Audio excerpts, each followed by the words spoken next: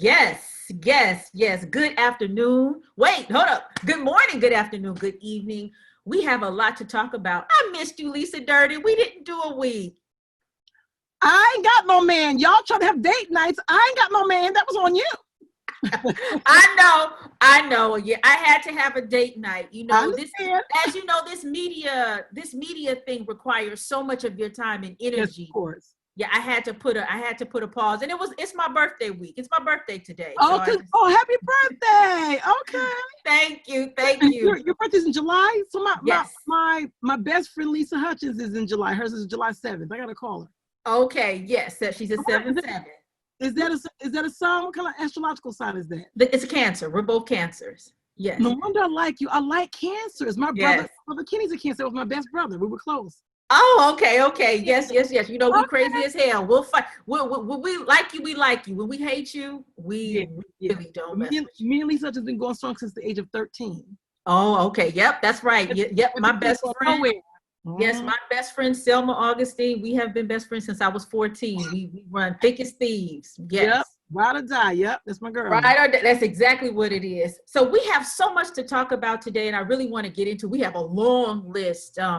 So the first thing I want to talk about is last week, 1.2 million people filed for unemployment. 32%. It is recorded 32% of people have yet to make their full payment for housing in July. As well, 42 million people altogether have filed for unemployment benefits. Yes. What are we going to do about this, Gina? What are we going to do? Gina. Let me tell you something. I don't know what they gonna do, but I know what they about to stop doing. They about to stop ignoring them freaking phone calls. So what's going on? Yeah. Well, I'm going to send you a link and you can probably embed it in your, I keep on trying to send you a link. I'll embed it. You can embed it later. Anyway, there was a big article that came out the other day, so I'm glad we're talking about it this week, that talked about, we're not making things up. Around the country, a lot of people have not been getting paid. Some have been waiting a month, 6 weeks. People are losing their homes, and it ain't a lot of Black people, because you're talking about 40 million people on unemployment. There's only 46 million Black people in America. So most of them are white people. So when white folks get mad, you done. If it was all Black folks complaining, they wouldn't care if we complained.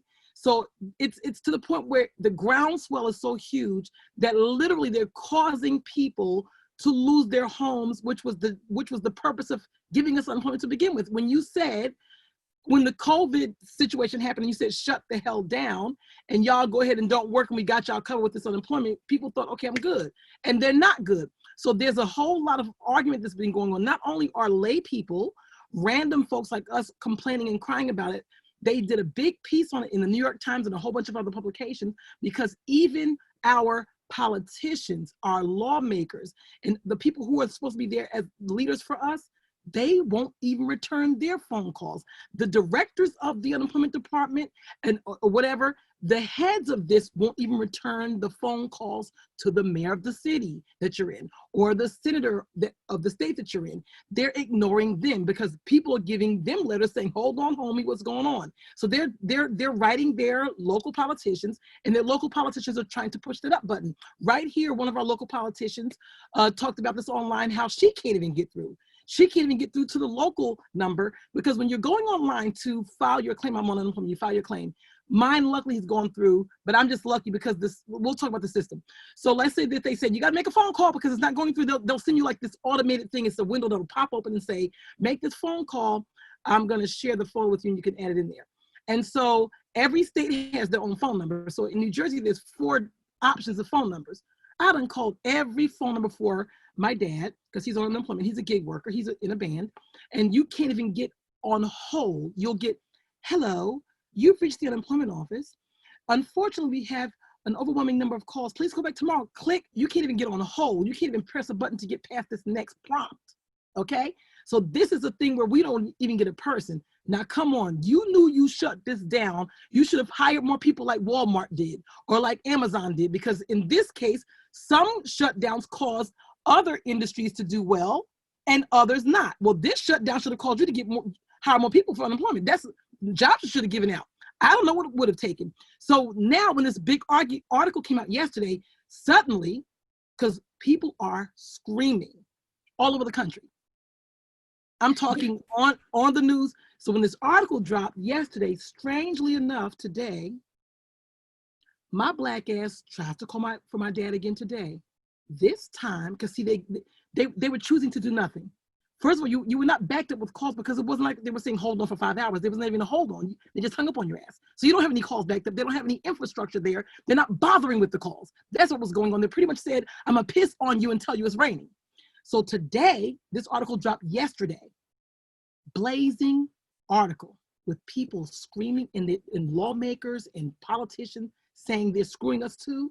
Somebody didn't sleep last night. Somebody up in the play didn't sleep. This morning I got up. Usually if you call during, crazy hours, it's going to be busy because, you're calling during high peak moments. So I normally have called at 8:30 in the morning when they open up, can't get through. Today, something said, just call for the hell of it. Literally today, 10:30 in the morning, high call time. I got through. Hold on, please, boo. Hold on for a person. And then a prompt comes in. Your wait time is 30 minutes. Oh, you got a prompt saying my wait time is 30 minutes too? Oh, you can get that together? You can get jiggy with it? So all y'all out there, when you see this, if you're from New Jersey, and try your state as well. If you're from the state of New Jersey and you're watching this, you can get through now, and got to be on hold for a little while, but you can get through. And then I found an email. See, when you get these emails from them, you can't email back because it's not an email address you can email back. If you get a piece of mail from them and they say, here's what's going on, it's not saying, if you have any trouble, email us. They don't want you to have an email. I kept digging when I couldn't get the phone call popping off. I found an email address. I'm going to put this email address out there. Put that in your embed in your thing. So I put an email address out there, and I put that number out there for Jersey. But now it seems like as of that scathing article, now all of a sudden you can get through on the phone, and then you can get on hold and get a person within a reasonable time. You could have been doing that. So I think what that was just straight up, they didn't care. They felt like every man for himself. Let's talk about infrastructure. According to what's going on, the infrastructure was antiquated. Even before the COVID and these millions of individuals on unemployment, the infrastructure made it fall apart because this is an antiquated infrastructure, computer-wise and all of that.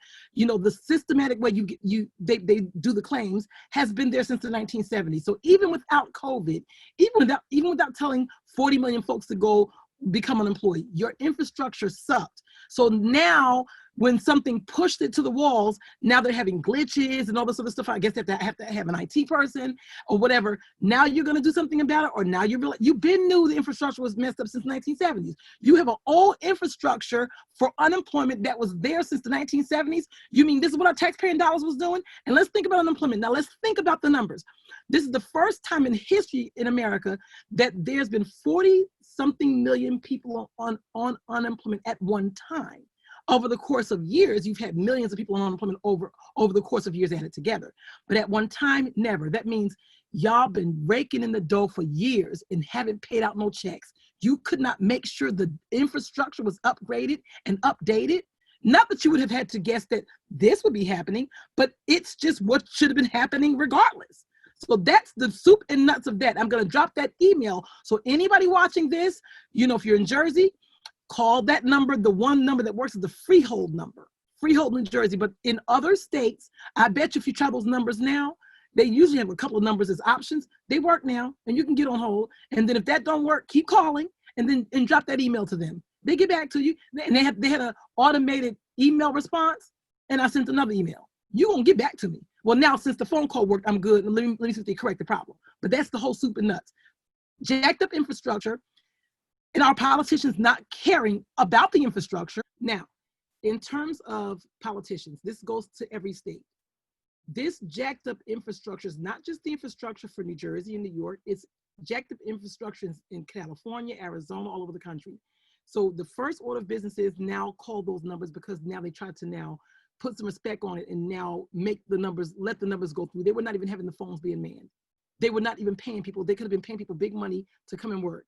Number two, all those politicians, vote them out. They knew about this infrastructure being old and antiquated long before the COVID. See, this COVID is exposing a whole lot of theft and a whole lot of lies. So what was all that money for all these years? There are people who've never collected unemployment in their lives. Millions of people who are dead, never collected. There's just been a big cash grab for the system, and you didn't reinvest in the system. So you need to think long and hard about who you're electing in office.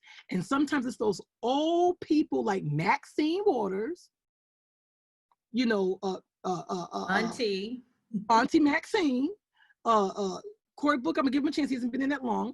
You're talking about James Clyburn. You're talking about, you know, and it's some white folks, so I don't know them all because I don't bother myself to know every single person. There's so many of them, but you know who you is. You know who they are. They've been there like lifers. Don't vote them back in. Get this new blood in there. These new people that are popping and ready to make things happen. We don't need, and listen, I'm aging my damn self. I'm 56, but I am one of those people like Joan Rivers. I'm gonna be 80 something and still popping. I'm not one of those folks that just feel like being old means old things must happen. I'm all on top of technology, excuse you? So that's how I'm looking at it. So they didn't care because it was a cash grab for them. They were just keeping more money for themselves. You know, that's how I feel about it. I don't know. I just think it was a cash grab. right.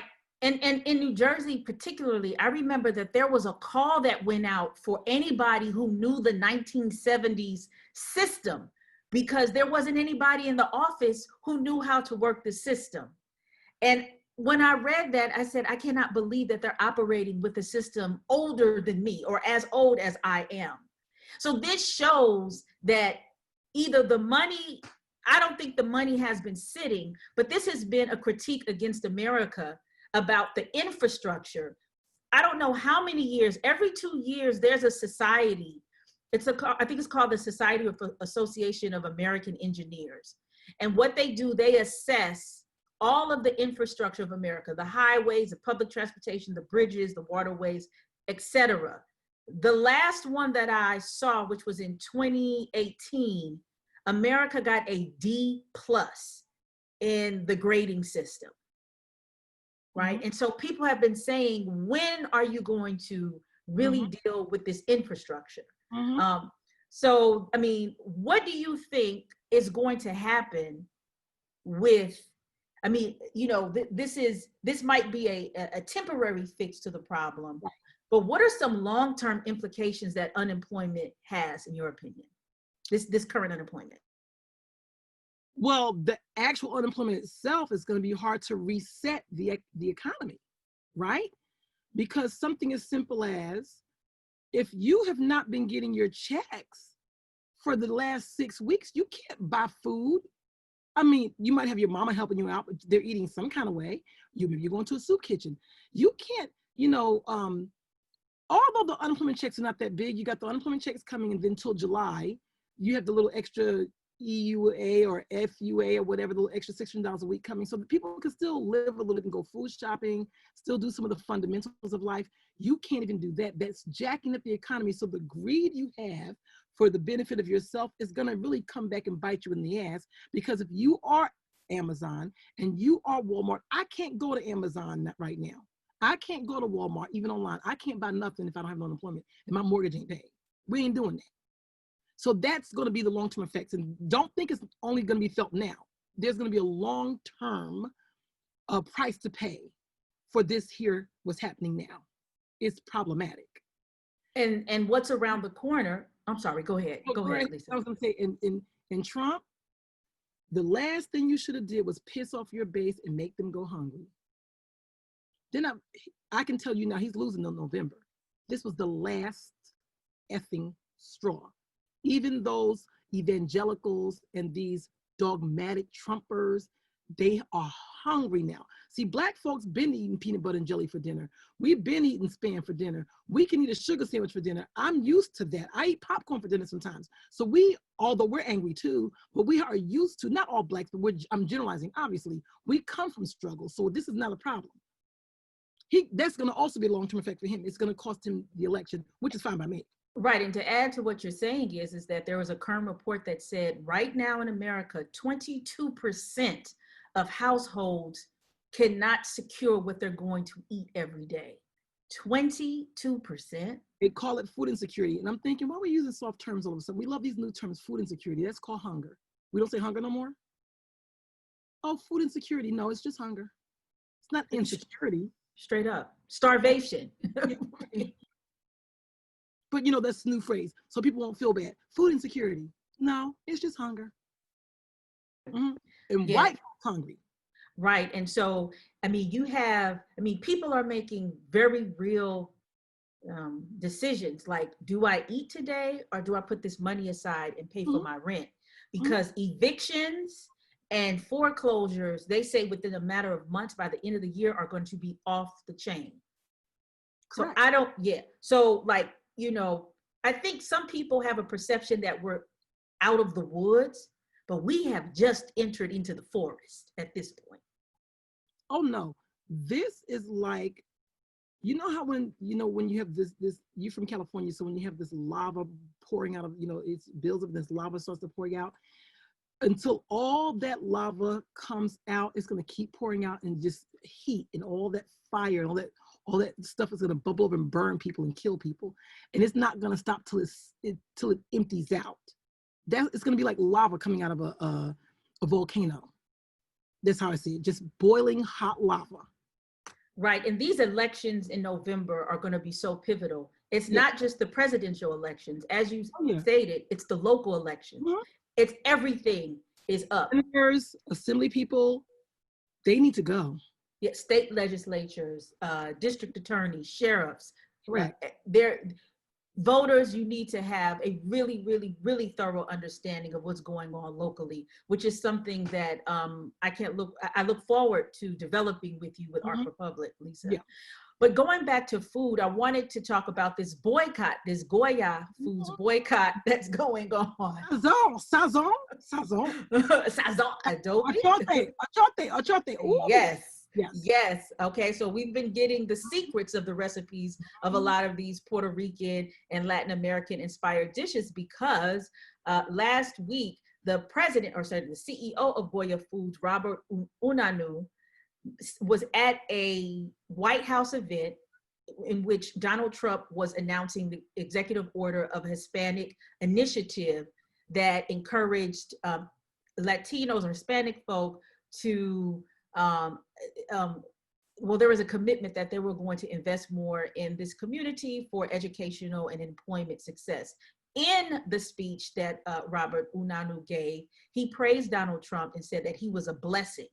Before he gave this speech, while in the White House, he also said that Donald Trump was a blessing and he was so happy that he was the president at the time, which then started a chain reaction. Some people called for a boycott. And then Donald Trump supporters then called for a boycott. So right now you have a boycott and a boycott going on with Goya products. It's been hotly debated, do boycotts work and all that kind of stuff, and boycotts work. Historically boycotts work. Do they stick? There's always a new boycott because there's new idiots doing new stuff. But let's look at the boycott, the Montgomery bus boycott. And we have technology now. We can boycott in 5 seconds. This is just really literally like word of mouth. They did the Montgomery bus boycott for 365 days. Black folks didn't get on that bus, and they broke the bus company, and it went bankrupt. So if we go hard, I don't buy Goya products that much because I'm Black. I buy Lowry's, so I like some Lowry's. But I do have some, and I've used some over the years. I have the achote in the packet. I have had some. But for those who are consistent users of the products, and they boycott, it's going to break the company. And before the company goes under, they have to put an apology out there and stop that BS. So I don't know how hard the Latin community is going to go for this, but if they go hard, it's going to screw up the company. And then there's this argument called, what about the workers? That's called when you have casualties of war.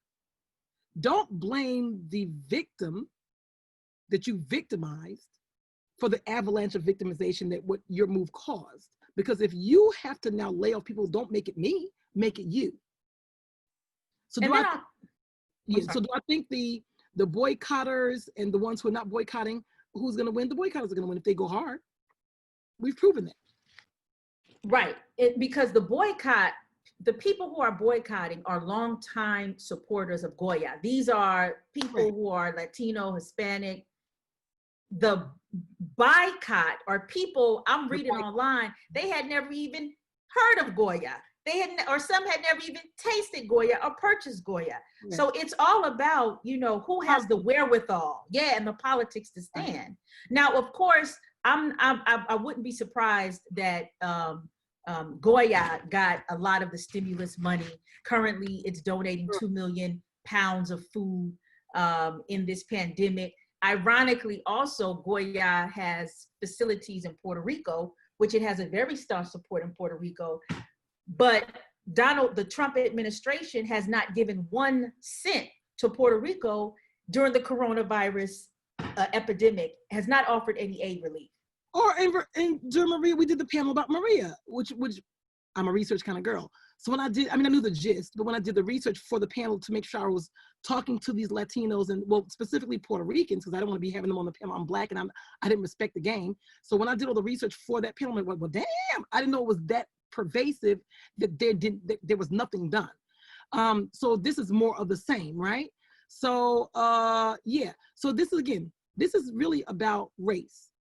These people never eat, unless you're at a restaurant, you were at a restaurant, they just put Goya in the food and you didn't know it was Goya in the food. Because I mean, I've eaten at Spanish restaurants and different kinds of restaurants and they use Goya. But the point is, if you're not a user of it, why are you up there fighting about this? Why are you talking about a boycott?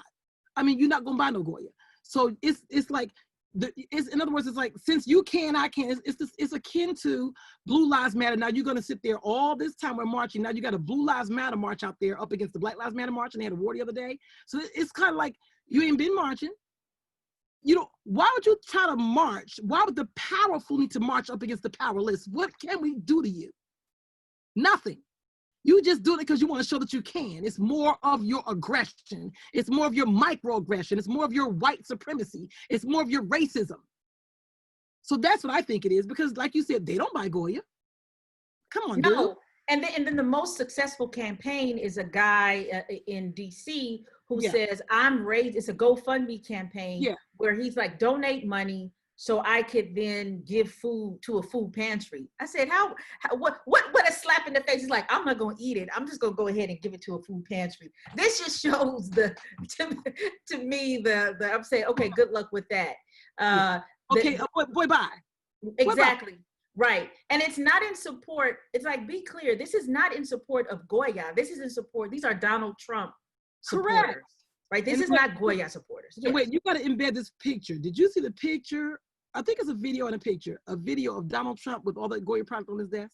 Yes, I saw it. I do have those photos. I would totally embed that. Yes. And his, right. And his, exactly. Ivanka Trump with the black beans in her hand, which people are saying that that's actually a violation of ethics, that nobody in the executive branch can actually promote products like that while they're in public office. Correct. So, you know, here's another list on the pile of illegal things. Well, what it is, it's a misuse of power, right? You're not supposed to misuse the power of the office. That's what it is, why you can't do it.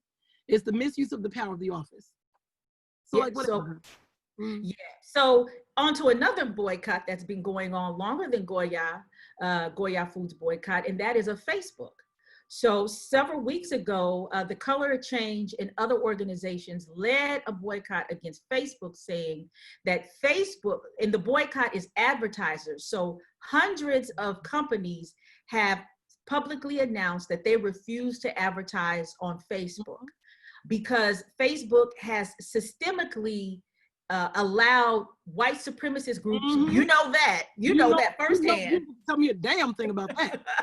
I know I'm an expert on that. Okay. Have allowed white supremacist face groups to actually thrive and use this social media outlet to disseminate their ideas, all the while Black Lives Matters or those who advocate for social justice have been censored and have gone to quote unquote Facebook jail, or their pages have been totally dismantled.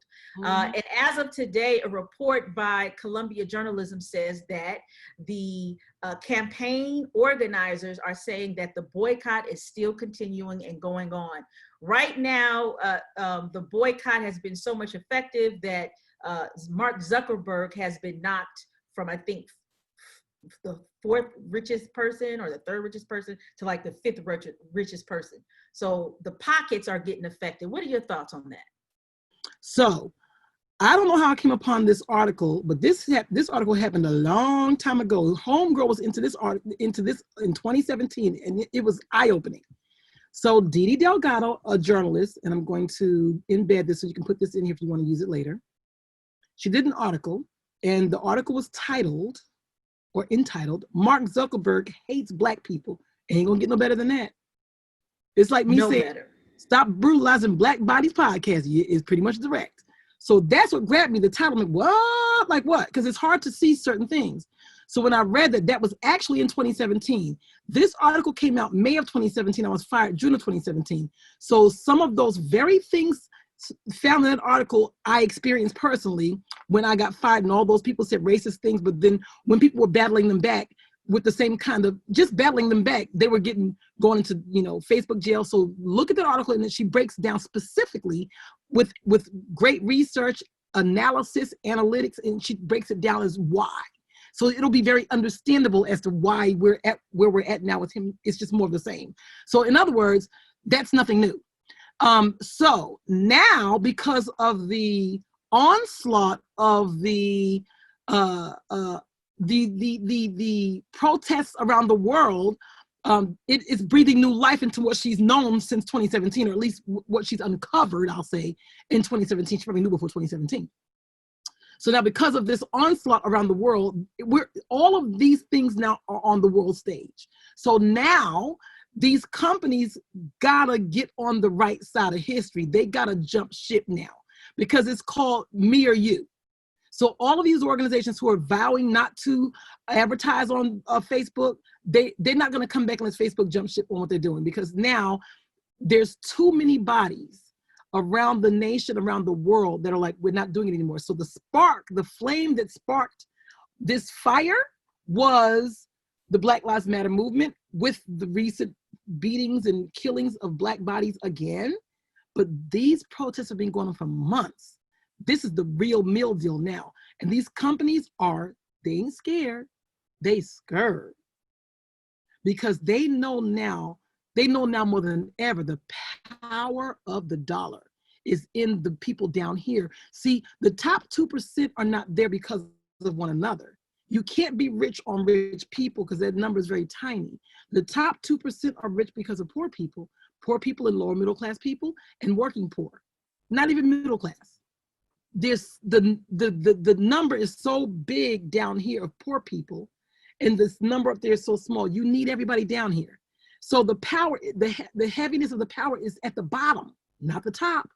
And now those companies, they like, hey, dude, all bets are off. In other words, we're gonna sink or swim, and we got to abort the mission. The mission right. To join in on the supremacy, so much so till it hurts my business. That doesn't mean they're not white supremacists, but so much so where the white supremacy is going to hurt my bottom line, it can't happen.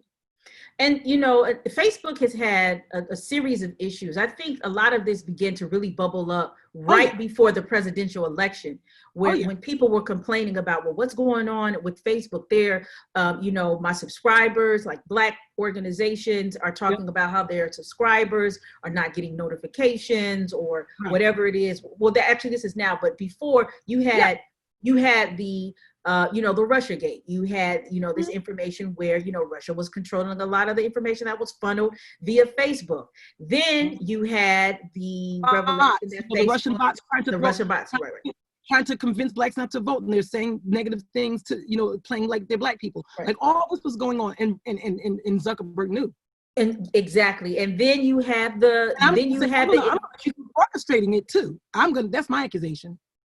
Right. Well, I really, and I really believe that they knew about it. But I have a personal story with Arc Republic. So I was advertising in 2017, the beginnings of Arc Republic, and somebody from Facebook messaged me and said, I would like to talk to you more about like an advertising strategy. So I was like, yeah, sure. I would like to know how this works. I'm new in the game.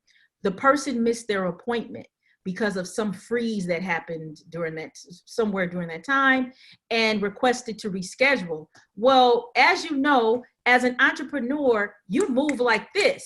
So like at that moment, that wasn't a priority. So I'm just moving through everything. And the person, reached out a couple of more times. I responded and said, you know what, right now, I can't commit to a time and I can't afford to make another meeting and then you don't show. After that, my ads were gravely censored. And so don't think that there's this virtual, this, what do you call this AI, this artificial intelligence that's censoring it. There are real people behind this with ideas that are censoring us and you.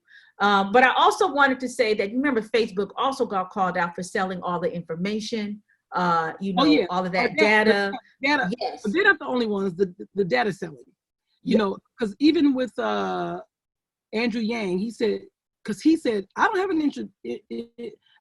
His issue was he didn't have an interest with data selling. He has an interest in you're selling my data and I'm not getting any profit from it. He said, that's my data. I mean, that's his point of view. So I'm thinking, okay, I can go with that. If it's something I can't control, where's my cut? It's his point.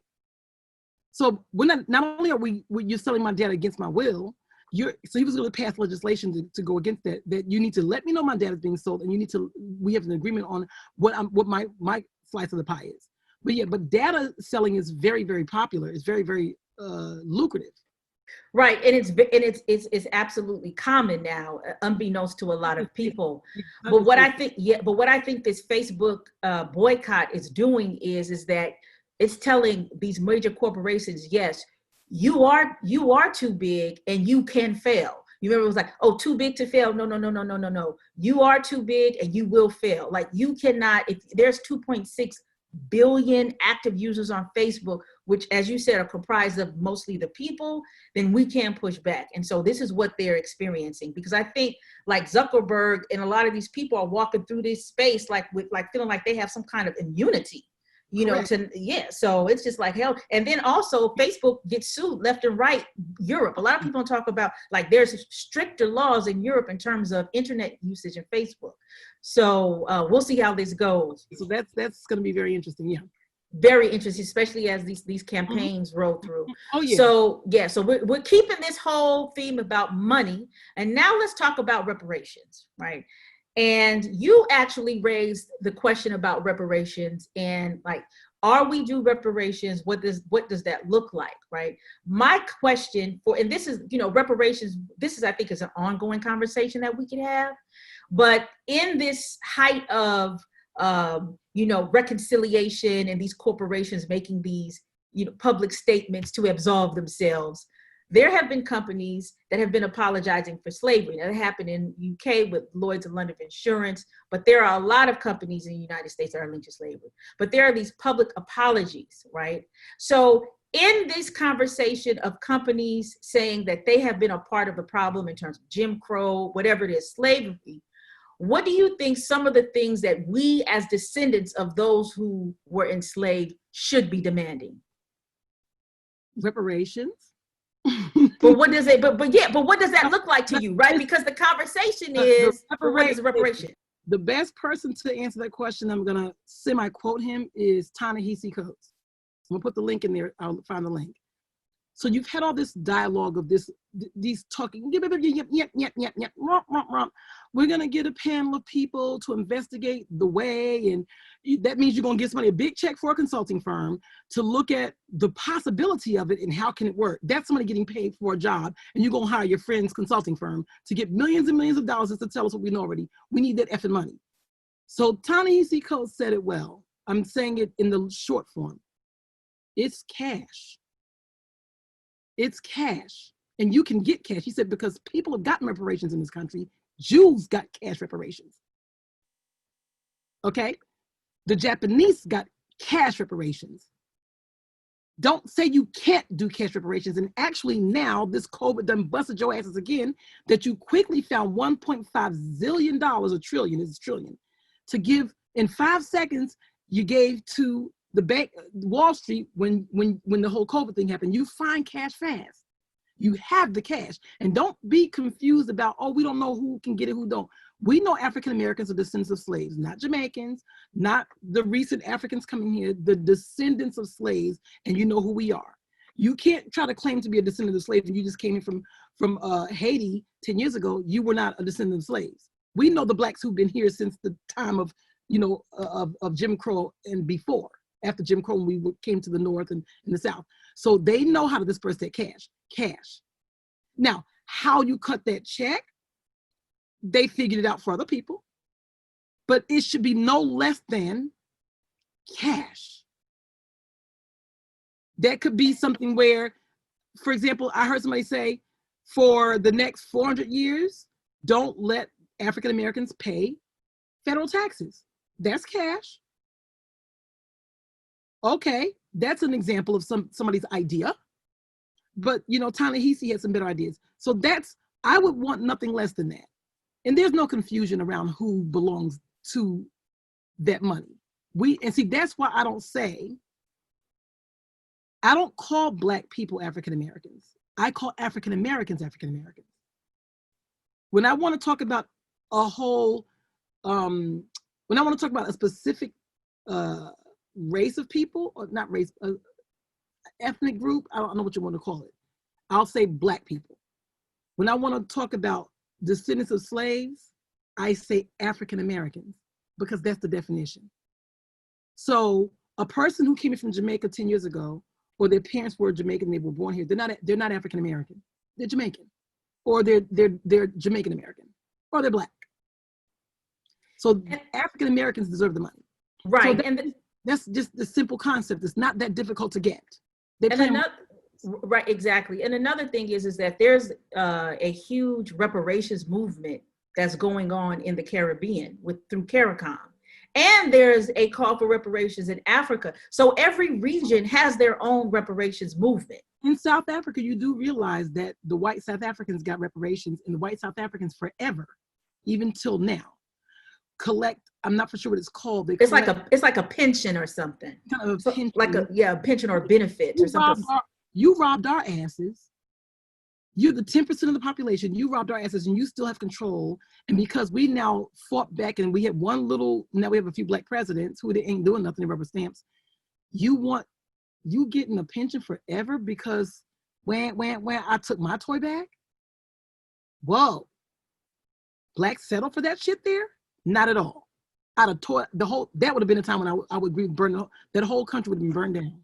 And that's right. And that's one of the major issues in South Africa, because they allowed this lifelong pension for white South Africans who did not want to participate in a desegregated South Africa, one. Secondly, they allowed white South Africans to maintain ownership over the mines and all the natural resources, two. And they allowed white South Africans to maintain ownership and control over the banks. South Africa is Black majority, but Black majority is still poor. All you got is a Black president, it's a Black rubber stamp. You ain't got nothing going on. You don't have no generational wealth. Exactly. And that's the fight that Winnie Mandela and Nelson Mandela had, is she said, we need some form of reparations, right? Nelson Mandela before he got out of jail, because when he got out of jail, he wasn't doing nothing. Right. He went to jail. Well, even, jail. Yeah. No. After he got out of jail. He divorced with out of jail. He was nobody. I didn't like that. He divorced with Mandela.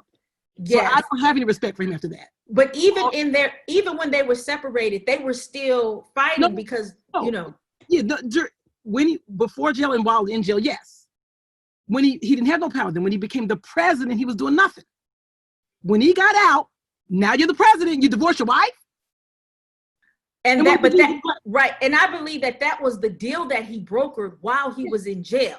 Right? That he was going to remove all affiliations from Winnie Mandela and what they called for, so on and so forth, right? Correct. So I agree. Yeah, it was absolutely. And his daughter just died, Zinzi. Yeah. Mm-hmm. Their youngest daughter just died, Zinzi Mandela. So may she rest in peace. His son had AIDS. He had a son with AIDS.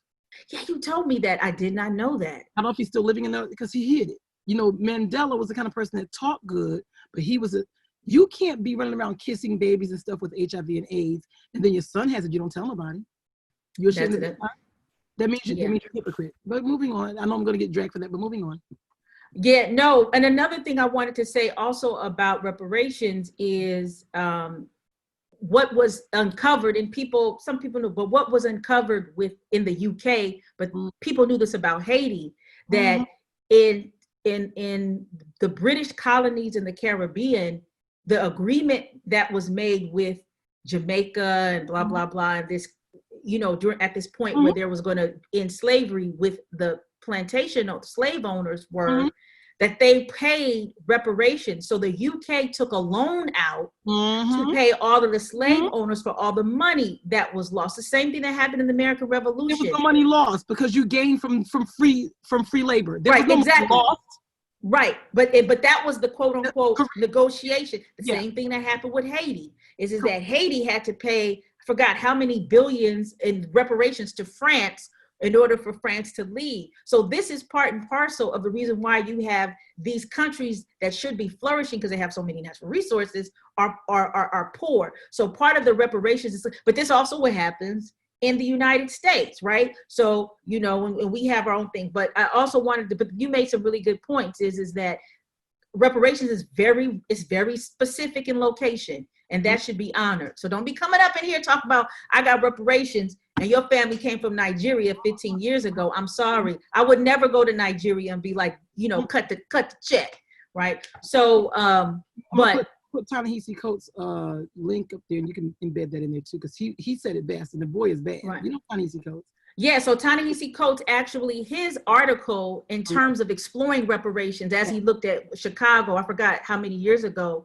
reopened the discussion of reparations. There always were these groups that were talking about reparations, advocating for it, but he actually busted the door down, and he has created all these different dialogues. You have the American descendant of slaves, the ADOS movement. You have, what's her name, Nicole Hannah-Jones, the journalist, who now is really much talking about reparations and like brokered this deal with Oprah Winfrey in terms of doing this thing on the 1619 Project. So, and then make note, according to the Washington Post in an April article, $6 trillion has been spent in coronavirus relief and also aid alone in these 3-4 months. So this idea that reparations would be too expensive for America is an absolute fallacy. It's bullshit. So I wanted to talk about a little bit about the Supreme Court decision. So recently the Supreme Court made a decision this month that employers with any religious or moral objections or conflicts to contraceptive do not have to offer contraceptives in the healthcare package of their workers. And it's estimated that this ruling could affect thousands of people who no longer have access to birth control under their insurance plans. They don't mean people, they mean women, because they're going to give men vasectomies and pay. They still are going to let men get prescriptions for Viagra. They're not in all of that. So they mean women. Go on. Right, exactly. And then this idea around the control of the body and specifically controlling a woman's body, it runs very, very deep, because a lot of these women are impacted or affected are poor women, women of color, Black women, Latino women, who are part of these millions of people who don't have a job. So I don't have a job, I don't have income coming in. Or I have a little bit of income coming in, and now I don't have a right to, birth control. This is creating, not a perfect storm, but a cruelly perfect storm. Oh, this is But see, here's the thing. This is where, the negativity of racism or the negativity of white supremacy just doesn't work in the long run. So when President Obama was trying to pass universal health care for all, people felt like, I want to keep my insurance company, because they felt like, why should Black people and people who are poor, not only Blacks, but poor people, get free healthcare? It's not free healthcare. All of us will get healthcare, and it'll be good healthcare, because there are other models around the world that it works well. Now you done kept your private healthcare, and look what they're doing to you. Because we don't have universal healthcare, because if we had universal healthcare, that would not be the conversation right now. So now they're allowing these companies to now dial back how they take care of you, because that's going to be a nice savings for them in a cash grab. So don't think it won't affect a lot of poor white women, because a person who's not poor can afford their own doctor and have their own abortion, or they can afford their own doctor and go get their own pills, birth control pills. They can afford that. Even just something as simple as, I mean, I don't buy birth control now because I'm 56. I don't have any men. But just look at something as simple as Crazy. An old medication that people use for years. Like, I forgot the name of it. I'm on it now for hyperthyroidism. It's an old medication. I'm probably getting generic brand. The generic brand of my hyperthyroid medication, not a birth control medication, a needed drug to survive. If I didn't have Medicaid or Medicaid, it would be $500 a month. It's 12. Wow. And for birth control pills, let's say, or the depot shot. I'm not for sure. I don't keep with all the birth control, the depot shot. And then I think some insurances were paying for abortions. You could get an abortion if you wanted one and your insurance paid. I don't know how bad this is going to get. And several things. Somebody made a really just great kind of simple analysis and said, I don't even know why in this day of time where we have all of these quote unquote resources as being a developing country or this, rich country or a country of wealth, where your health care is intricately tied in if you work or not. That is just like that should be. And another people, in the discussion of the Obamacare, they were like, oh, we don't want to be like Canada. In Canada, you have to work, so long in order to get, all these things. Well, the other side of the coin is that countries like in Italy, there's nationalized healthcare. But if you want expedient service or if you want private healthcare, you simply pay. Everybody's covered. But if you want premium stuff, well, then you pay. Right. So, that's also a part of you. That option has always been there for everything. Rich people have always been able to get stuff we couldn't get. So if you got the money and you Oprah, why would you even partake in the universal health care? You've got your private doctor that comes to your house for a visit. It's just like a car. It's no different. If you got a car, and you're like, I'll use Oprah because it's my wife. Why would you drive a Ford, Fusion?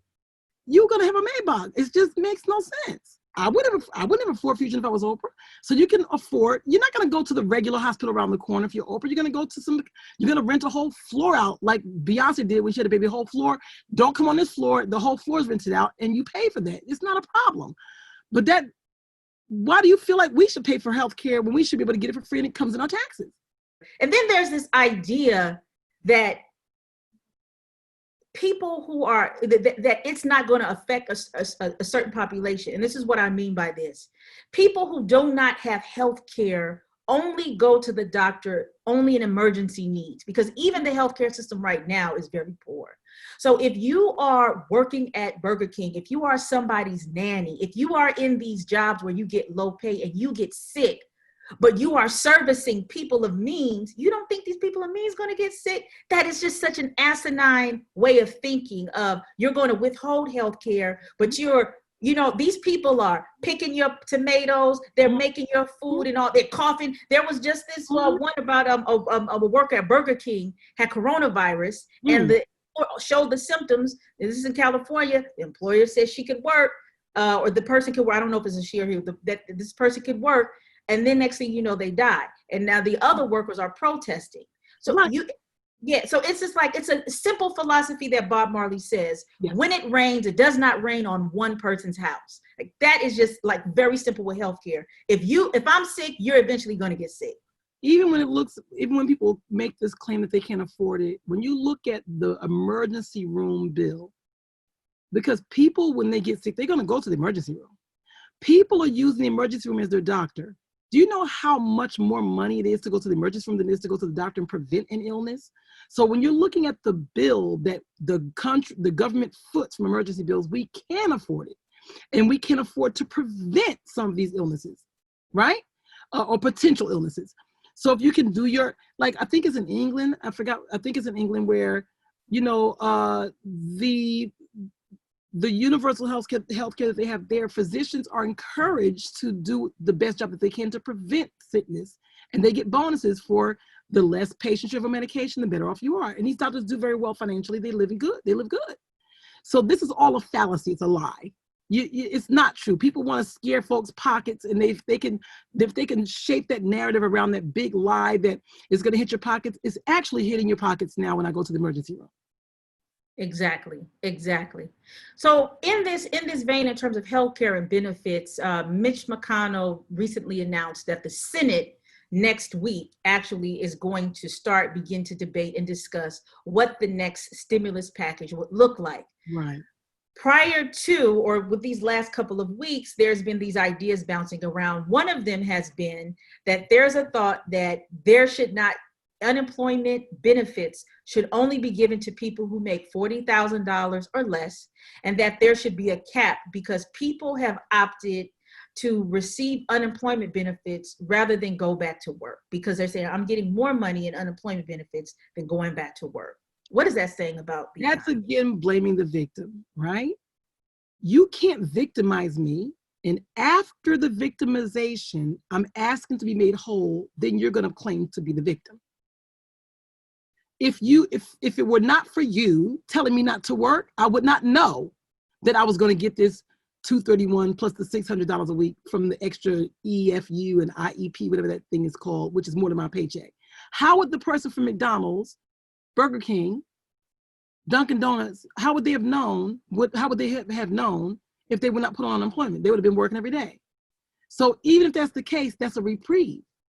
And then they're essential workers, so why would they go back if they feel scared? That's another racist, white supremacist thing to scare the base, to try to, that's a wink, wink. Black folks getting money for doing nothing. That's the wink, wink. That's the lazy narrative. They're lazy narrative. So don't try to become the victim when you're the victimizer. I'm not buying it. And that's not gonna work in the Senate. Now, I don't, because it's got to go through Congress and I guess get to the Senate, and I don't know how that's going to work when it gets to the Senate, but it ain't going to pass Congress. Because there's more Democrats in Congress. That ain't going to happen. It ain't going to get to the Senate. And then they're trying to say, and what do you mean? What now? I'm not for free education for everybody, because I don't think a person who's rich should get free education for their kids for college. But certainly people who pay into unemployment should get it. You pay, it's not welfare. Now, free college, that means it's all tax-paying dollars and we're going to all benefit. So I think they should have an income, limitation for free college if they do pass that when we get a new president. It should not be somebody making $500,000 a year and the kid go to college for free. You should pay. That I agree with. But unemployment, everyone pays into unemployment who works, except for contractors, and that's why they have the separate PUA for that. But when you work, so this is not their money, it's your money. What are you talking about? That's that fake ass narrative they're trying to push, like you are getting welfare. This is not welfare, this is my money. In fact, they should be giving it to me with interest because you've been collecting and getting interest on it. I didn't get no interest on that money. You made money on my money all this time that I didn't collect unemployment. What are you talking about?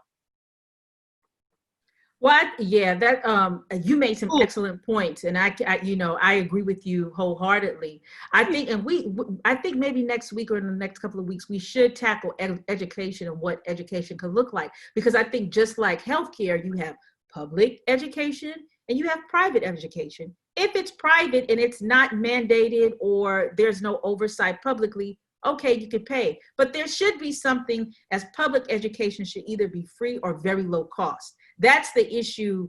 I think that should be free.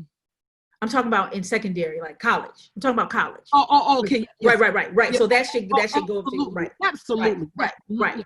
So I mean, if there's a state run entity that gets federal money from our tax dollars, then that should be free. But if it's private even entities, but that's a whole other thing. But what people don't realize, private entities get state monies too. Yes, they do. So it should just be the school where you got to accept it. And I'm tired of them saying HBCUs. I didn't go to an HBCU. Every Black person in America, HBCUs cannot accommodate 46 million Black people in America. I should not be forced to go to an HBCU because you put money into HBCUs. If you're in America and you get accepted to a college and you choose college A, B, C, or D, and you're at a certain income level or less, you should be able to go to college for free. If we get a new president and they have this discussion again, it should look like that. Don't be saying state colleges, because now you're fattening up the pockets of those hoes. It should be wherever the hell I want to go if I got accepted. Harvard. Right. But I've never even seen, I went to 2 HBCs, but I never HBC, a state one and a public one. But I know there's money that, There's money that goes into HBCUs because historically HBCUs have not been getting funded like predominantly white institutions. Yeah, I understand that. But I do agree that you should be allotted to go wherever you go, but that HBCUs were created because you couldn't. But no, I totally 100% agree with what it is. And that shouldn't be about black or white, because there are lots of people, keep forgetting, there's lots of poor people from other races, not just black people. So just if your parents or your parent makes a certain level of income or less, you should be able to get that funding. No, I do not think rich people should go to college for free. I don't think all Americans should go to college for free. If you're rich, you can't go to college for free. Right. And I think it's even mandated, like HBCUs have got to have a certain number of non-black people to go in order to get funding. And then there's... I don't think that's bullshit too. If it's an HBCU, no, you can't go there if you're white. Really? Oh, wow. No, I'm not into that. I'm not into majority, that. Like a lot of... It's called HBCU for a reason. Oh. You took a seat from a black person because we didn't have no seats. I'm tired of marginalized people getting further marginalized. We're not taking nothing from you. We're not equal yet. We don't have enough. You want to take the loaf of bread and give me 2 slices out of the bread and then take half that slice? I can't even have a whole sandwich yet because you took the loaf and you took my slice? No, you can't come to an HBCU. I know that they do, but I don't like that. It's like men. You had men's clubs and boys clubs. Now we get living well lady and you got mad because we didn't have no men to work there and you sued? No men should not work at Living Well Lady in women's places. Yet until we get fully equal, then we can now start being fair. But right now, we are the least of us. We are the underserved. And you want the underserved to still be fair when we are still being treated unfairly? No, you're not a victim. Stop. I can't. From the archives of Lisa Durden. From the archives of Lisa Durden. I did a crazy ass. Boom. Yeah. You know what I'm saying? Yeah. So moving on, Ayanna, Representative Ayanna Presley and Representative Rashida Tlaib introduced the Breathe Act. The Breathe Act is in concert with members of the Black Lives Matter movement in order to introduce legislature on the heels of the justice for George Floyd, Breonna Taylor, and other Black men and women killed in or by the police. And so this legislation is to push a radical transformation of the nation's criminal justice system and eliminate agencies like the Drug Enforcement Administration and the use of surveillance technology, in particular to those in the Black Lives Matter movement. So now what we're seeing is these grassroots organizations who have been on the ground for 7 years, because it's been 7 years, I think this week marks 7 years that Black Lives Matter movement started with the killing of Trayvon Martin. So there's this movement or this progression or, to move from on the ground to now, let's really see how we could affect, legislation in the ballots. Right. That's it. You got some thoughts on that? No, I just think it's a great thing. I think that, so they're both supporting each other's bill and they're proposing it. No, I think that's great because, while it's still fresh and new, while the organization they're still kind of a fresh organization. So while the organization went from a hashtag to an organization, now it's a movement. They have offices and they have different, Black Lives Matter have different, New Jersey chapters all over the country. I think it's right now because of the groundswell around the world and the nation in and around the whole George Floyd, Breonna Taylor, and all these other incidents. So kind of like I see this as a striking while the iron is hot situation. And so this to me has a much better chance of passing now than it did 5 years ago, because if you notice it, people, if they didn't say it, they were, by their inactivity, were scared to even mention the phrase Black Lives Matter, even Black folks. So now white folks are sitting there painting streets with it. Newark has a street painted with Black Lives Matter on it. People are boldly saying the words white, black, green, and gold. Everybody's doing it. So while this is on their lips and their hips and their streets, the mayor of Washington, D.C. painted it on the street like it's everywhere. People are putting it on the porch and seeing Black Lives Matter flags. I'm seeing a flag across the street like, hey neighbor, where's my flag? Kind of thing. So while it's there, strike while the iron's hot. So it can get in the mix. It can get there because we don't know what's going to happen in November. We don't know because you got the Senate happening in November. You got the Congress happening in November. We don't know if the Congress is going to still be Democratic or what the Senate's going to be. We got to get that in there now. November's around the corner. So they're introducing this piece of legislation. I love it. That's what I can say about that. Absolutely great.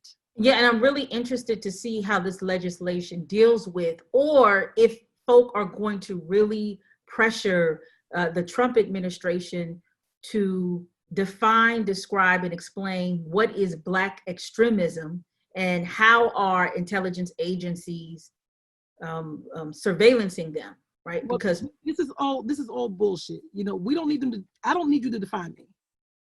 They always did this to us. They did this to the Black Panther movement. They did this. They were surveilling Martin Luther King. They love his ass now because they killed him. A dead person's always non-threatening. They can't do that until you know they're dead. So like none of that matters to me because you know it's a lie.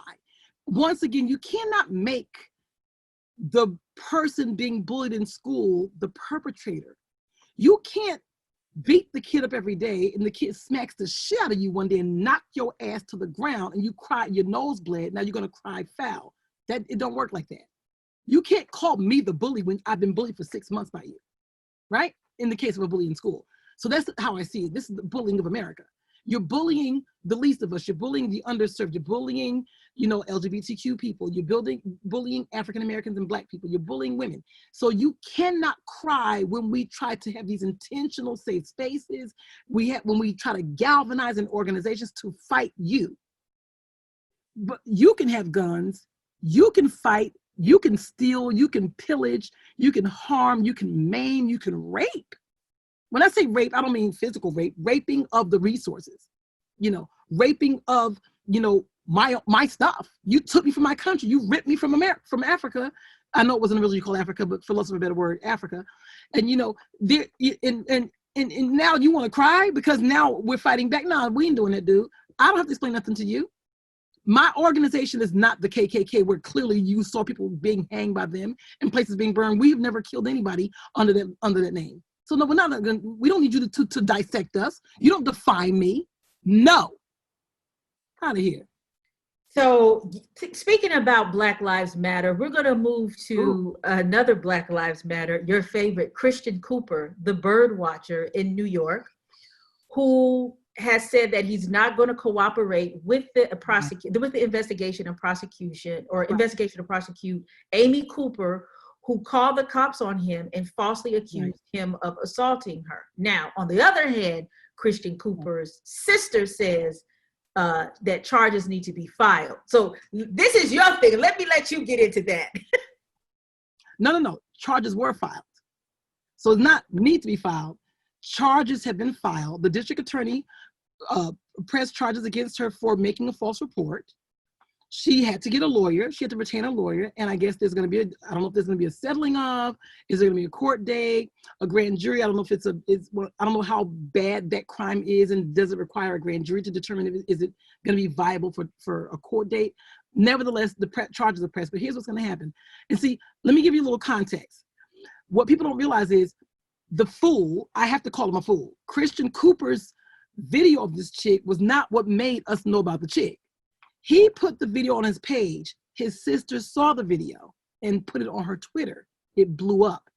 Her sharing the video, because I don't know if maybe she has the audience, I'm not for sure, but until she put it on her page, then it blew up. And that's how we learned about what happened after the fact. It wasn't because he put it out there on his page. So she was pissed, I guess. So I'm thinking she's thinking about her brother. Now, I would love to be at the family barbecues right now to find out what she's saying. Negro, please. I don't know what she's saying to the fool. I don't know why he's thinking this way.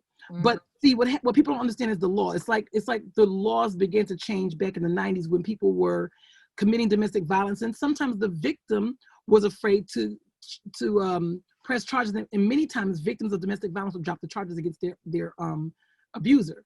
So they made new laws in the 90s, and I think it applies across a lot of crimes like this. Now they put it in the hands of the prosecutor. The prosecutor and the DAs can press charges even if you drop the charges. So it don't matter if he doesn't want to cooperate. The district attorney can still continue with the charges. I think that is something that has been here a while. Right, a while. That even if the victim doesn't. Correct. Right. So that's what's happening in New York. So now she's still screwed.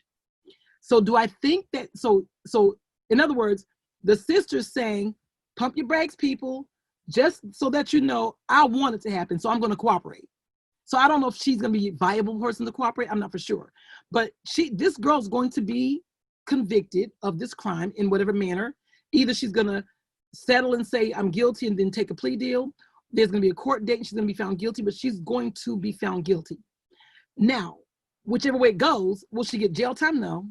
It's going to be a first offense. She won't get jail time, but it's going to show you what you can no longer do. Paired with this new idea of what we are calling now, what we're calling Karen's Law. You know about Karen's Law? No, please tell me about that. Okay, so now there's a movement from your hometown, well, not your hometown, but California, San Francisco, California. There's a movement now I'm trying to get the language for this thing called Karen's Law. Karen's Law, and I'm going to give you the acronym, what the acronym means, is a legislator in California is now trying to pass Karen's Law, and I think a lot of other folks are going to follow suit, where the gist of it is you are not going to be able to make false reports, racially biased false reports against people of color and Black people because you think you're saying you're scared. They're making that I guess against the law. It's some kind of legislation he's trying to pass called Karen's Law. Karen's Act, C-A-R, not K, C-A-R-E-N Act, hashtag C-A-R-E-N Act. I'm gonna look that up. Yeah, I'm gonna definitely look that up. So look that up. So the legislature, I'm trying to look up the actual details. So now, paired with this movement to do that, it's not gonna work. This person, they're stopping these Karens, as they call it, because these Karens are playing reindeer games. So not only are they going to be making an example of this particular Karen, AKA Amy Cooper, they're trying to send a message to all Karens around the country. And if California does it, it's going to go, because I think California was the first place to do gay marriage. So people are going to follow suit. They're the leaders in some of these kinds of very aggressive kinds of legislation. So that C-A-R-E-N Act is going to tear up the rest of the Karens. So you better think about what you're trying to do to me, girl. You better think about what you're trying to do to me. Don't call them cops. Think, girl. So that's gonna, and that's the Karen. So, and I think some white people were online saying, well, we already have a thing where you can't make false reports, but it's now saying false reports on steroids. In other words, a racially biased false report is what I think this is going to be. So there's already false reports in place. You just can't make a false report. That's already a law that's been around for a long time. But they're saying that this is a different level of false report. This is a racially biased false report. So this is a false report 2.0, this Karen Act, C-A-R-E-N Act. So look up the dirty details of it and you can add the language, but that's the gist. Okay, all right, thank you. Don't you just love it? Yes, things are definitely moving. 2020 is making people move in a lot of clarity, and I appreciate that. And I'm glad his sister spoke up because this guy's a fool. Yes. And let me tell you, whoever's dating Christian right now needs to tell Christian to lose their number. If you're watching this and you're dating Christian, it's time to find a new man. If he's got a man, find a new man. If he's dating a woman, I don't care who he's dating, you need somebody new. This fool is fair weather at best. You can't mess with this dude. He's done. On to the next one. Yes. On to the next one. Moving on. So moving on to the next one. This week, Viacom announced, Viacom CBS announced that they have fired Nick Cannon, who is an actor, a rapper, a screenwriter, a director, and a host of Cannon's Class, which is a podcast. Mm-hmm. And so they fired him because he recently had Professor Griff on, and they were talking about racial politics. Viacom CBS said that Nick Cannon in this conversation made anti-Semitic remarks and that they have had to have severed their, decades-long relationship with him. In response, Nick Cannon initially said, he's not going to be bullied as a Black man for having an opinion. And then the next day he put out a statement. He offered an apology, and he said that Viacom is standing on the wrong side of history because this will be like a really great time to have this conversation. And he asked for his masters or his royalties for Wilding Out, the highly successful and popular and long-running show that he created. What you guys say about that? Ooh, girl, stuff is problematic. Oh my goodness. Well, I love Nick Cannon in small doses. I mean, I love him generally speaking because I've always liked his talent. He's a talented kid. When he started to become more active in the Black movement, I'm like, okay, you're growing up a little bit. Okay, bro. But I do like it in small doses because it's like Nick Cannon to me, I'm just going to say why I like it in small doses and what I feel about that. So Nick Cannon is like a person that finds religion for the first time. When a person finds religion for the first time, all they talk about is religion. They can't talk about nothing else. So he found his newfound, I guess, space and place and role in wanting to be a part of this thing called activism. I don't know what sparked it, but I guess he felt like there was a need and I have a platform, I need to use it, which I'm totally okay with. So, but sometimes I think because of his age, it's not just this, but I just think sometimes I'm like, I got to turn from you, Nick Cannon. I can't, like Cannon's class. I began watching Cannon's class in the beginning, but I can't watch the whole hour. You're just a child. It's not only just this, it's just sometimes like it could be sometimes you talk about women and why can't I get the white coochie versus the black coochie? Like, you're just a child sometimes. I just don't want to watch the whole hour on certain topics. So I was watching it, picking and choosing the episodes depending on who he's interviewing. I didn't watch this episode because, again, I didn't want to see Griff. I didn't want to see you talk about this with Griff. You're going to bore the hell out of me, so I didn't bother to watch, honestly. Now, of course, I did watch after this because I had to go on other shows and talk about it. And by the way, they pulled the video down. I watched it yesterday. It was pulled down last night. So anyway, so fast forward. So he brought Griff on to talk about these things. Here's what I think is problematic. The first problem before you had that conversation, you telling me you didn't own Wild and Out? That's the shock. That's the first shock. Yeah. Now, when I did my research, I found out that you began doing it a long time ago because I don't watch Wild and Out. So you were not the man you are today. So when you began doing Wild and Out, you began doing it at 18 or 19 or 17. It was on 25 years or however long 30 years, however long it's been, it's been on. At what time did you not want to make, because you renew your contract. Judge Judy in the beginning of the Judge Judy show, in her own namesake, did not own the Judge Judy show.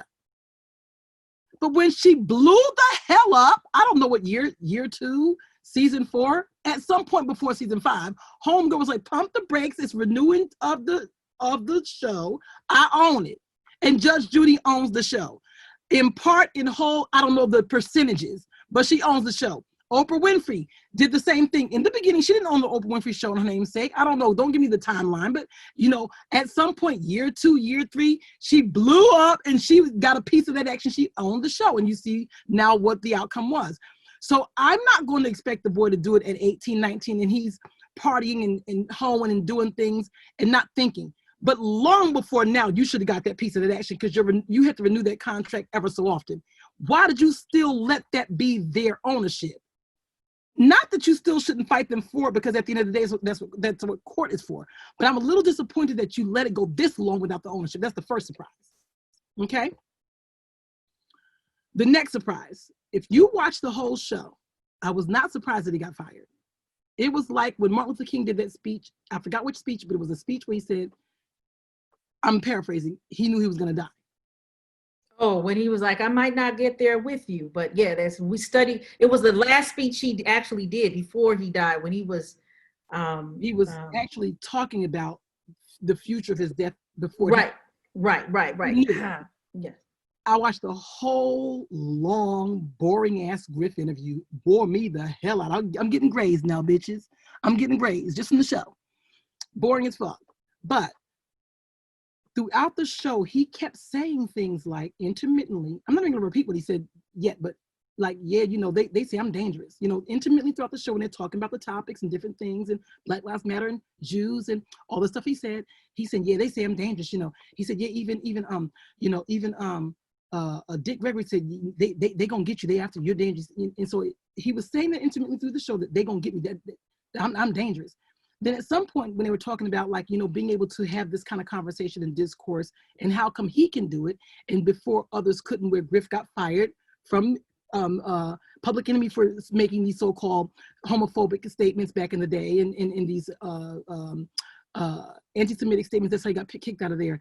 And then so he was then he was contradicting himself, saying, yeah, but for some reason, they allow me to have these conversations. They allow me to do it, nothing happens. So I thought it was kind of weird that in one breath you were saying they're going to get you and they're after you. Then at some point you said that you have been lucky where they have let you use your voice and nothing happens to you. I couldn't understand that. Because remember, I'm watching it after the fact. So when it was all said and done, here's what I felt about that. I do not feel like you can't talk about racism without calling people devils. Right? Now, I'm the wrong one. I don't believe in a deity. I don't believe in God or the devil. I don't believe in deities, period. So I'm maybe the wrong one to talk to. So he was saying things like, hold on, get my little thing. So see, let me say this. I did not see it. And so by the time I said, well, let me look at it before, I was like, oh, it's not even online. So right. I admittedly, I haven't seen it. So I have to trust your report. Yeah, also the whole thing. And some of those quotes he said, okay. So, and it's even like when you see me in these talk shows when I'm on, and I've made this a very good point about what you call debate, right? So, because even when you're not calling names, people may not like what you're saying. Look at what happened to me. I got fired from my job just for saying I feel like it's okay for Black Lives Matter to have a private party without you. I even said it's not something I would do, but that's their right. And I still got fired, right? What would have happened if on top of me just standing up for that, I would have layered it with name calling? So as a person of color, as a person who is a woman and of color or Black, we look at Colin Kaepernick, didn't say a word and he got fired. You feel what I'm trying to tell you? Oh, I totally. His kneeling got him fired.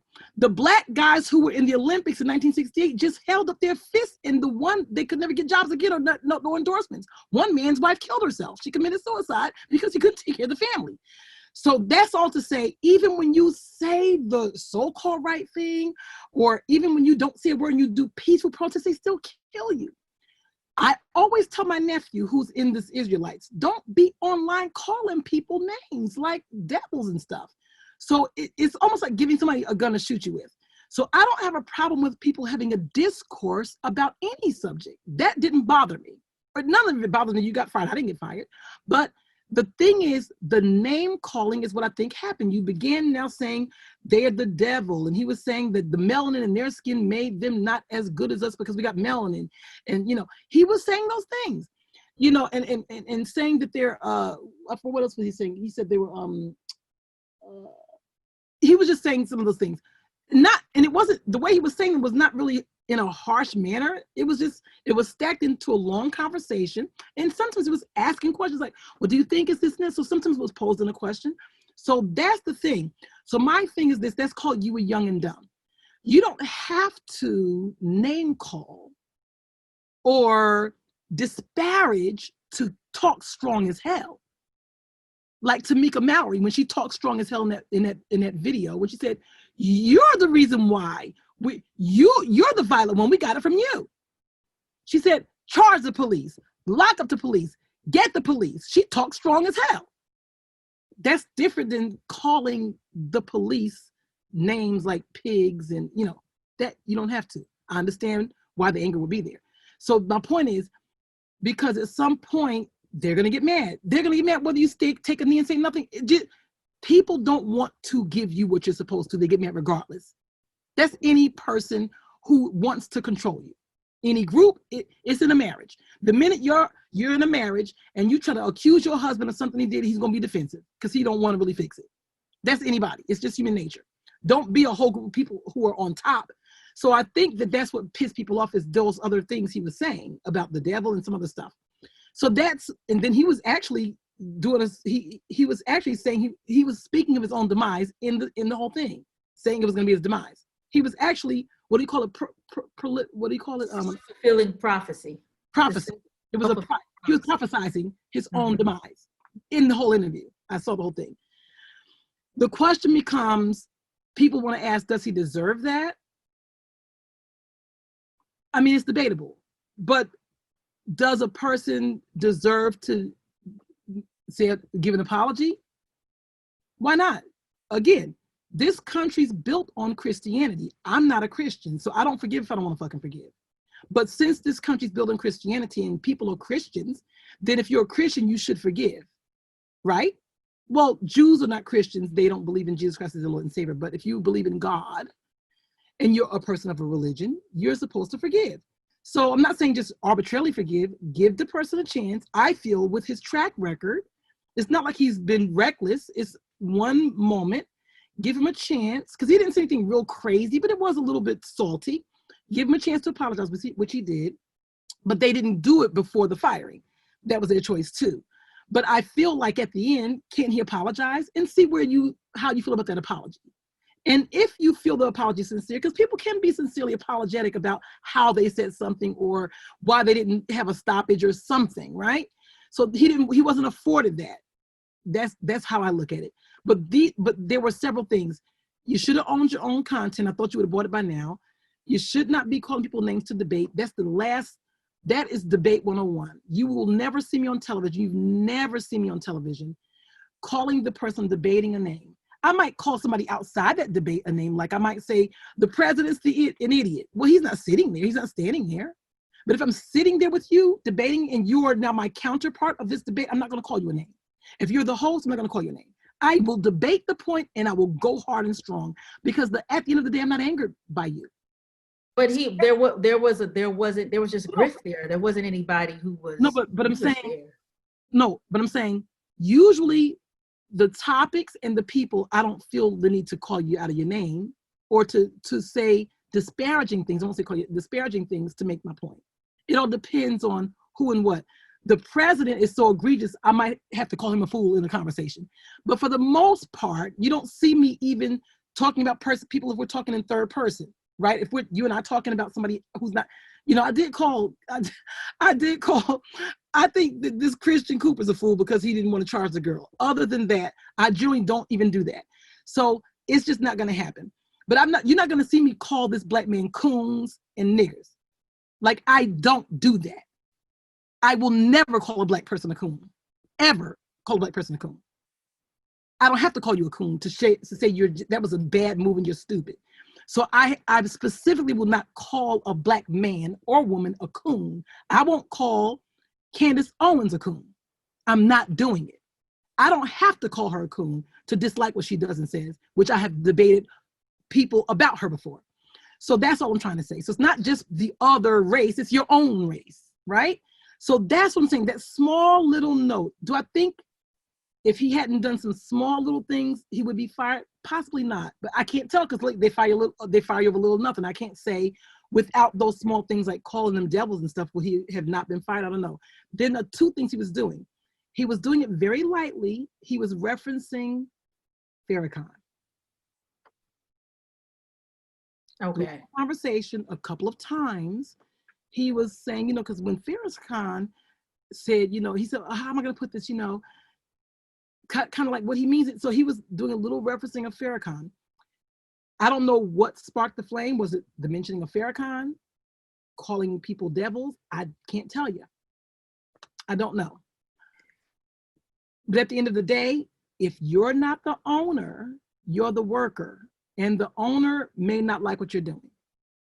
Right, and I want to start there. I think, it's a private corporation, and at a private corporation, people can make a whole bunch of decisions, and of course you could sue, based on, we have legislature or, laws to protect you to determine if it was discriminatory or not. Sure. But private entities, there's a lot of things that go on in private entities that you have no control of. I just have a couple of more things. You gave some really good points. I just have a couple of things. I think one we have to remember is that Nick Cannon, when I read it, he's been in the media's eye since he was a kid, 17. So he's been in Right. He's been in the commercial or wide stream media since 17. So I don't know how long it took for him to get there prior to. Correct.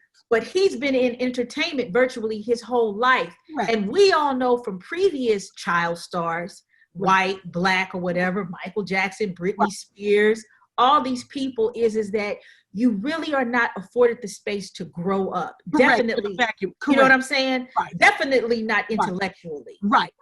Definitely. Emotionally, you're emotionally bankrupt. Not bankrupt. You're behind a little bit. Right. Yeah. And so for him to, at the age, I don't know how old he is, but is he 30 yet? No, he's definitely in his 30s, but in his 30s. So at the age of 30 something or your early 30s, you determine to go to college, and you go to a historically black college. As somebody who went to an HBCU, what a lot of people don't know is I would say that there's a sizable amount of students that go that have been. He's 39. Okay, so this man had been married. He done had some kids. I think he had at least 3 children before he said, okay, now I'm going to go to school. And he chooses to go to historically black college university. And he submerses himself with as much as possible at stuff he just never would ever have gotten at Nickelodeon, right? And that is the black experience.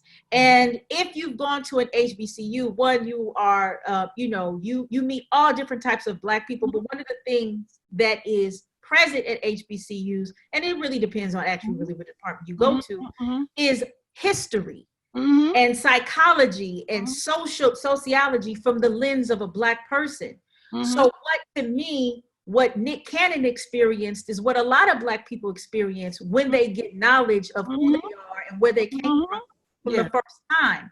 Because you feel like you're robbed. You're like, all this time, nobody told me that black people did this, that black people did that. So what he is experiencing to me is a maturation process of coming. It is just like you said, somebody in a religion. Yes. You go through a fanatical stage, right? You go through this fanatical stage.